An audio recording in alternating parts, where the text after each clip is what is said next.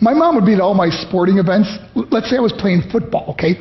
My mother would be on the sidelines, and if the play on the field started going one way, my mother would run along like, Mark, get him, get him! I'd be like, oh my gosh.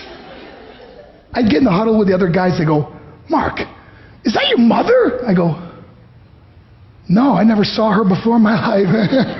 See, the greatest gift my mother ever gave me, she believed in me. I have overdosed on drugs on 3 occasions where I should have been dead. But I believe I was kept here for a reason. You show me your friends, I will show you your future. How do I know this? I hung out with losers, and I became the biggest loser of them all because I gave up everything I dreamt about as a little boy because of who I chose to surround myself with. My friends would drive me home at 2, 3, 4 in the morning. We'd be drunk and high, laughing in the car. We'd pull up in front of my house in New York. They go, Mark, the light's on. I go, oh man, my mother's up. See, my mom wouldn't go to bed until she knew her son was still alive.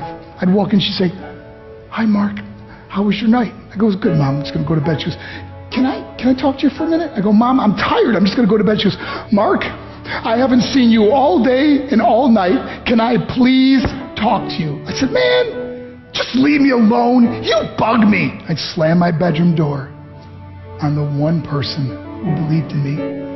I was on a worldwide tour and we were wrestling overseas in Japan.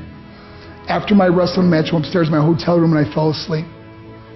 There was a knock at my door at 3 o'clock in the morning. I got out of bed and I looked through the safety window and I could see it was a Japanese promoter. So I opened the door and he said, Mark, you need to call home. There's been an emergency. I went and got on the hotel room phone. I called back to the United States. I said, hey, what's going on? I said, Mark, I don't know how to tell you this. I said, just tell me what happened. All of a sudden they started crying. They go, Mark, I can't tell you. I said, just say it. They said, Mark, your mother died. I just threw the phone down. I ran out of my hotel room. I took the elevator to the lobby, and when the doors opened up, I just ran out into the street. I mean, there was no cars, there was no people. It was 3 o'clock in the morning. And I walked down the middle of a street in Hiroshima, Japan, and I remember looking up and just saying, Mom, I am so sorry. I flew home for her funeral, and I was so nervous to walk up to her casket, so I just stood way in the back. And I kept looking from a distance. I kept thinking to myself, Mom, please wake up.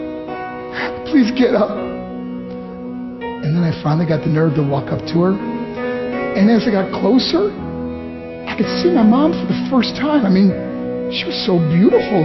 She was dressed in white. I mean, she looked like an angel. And I just stood over her and I said, Mom, you are my hero.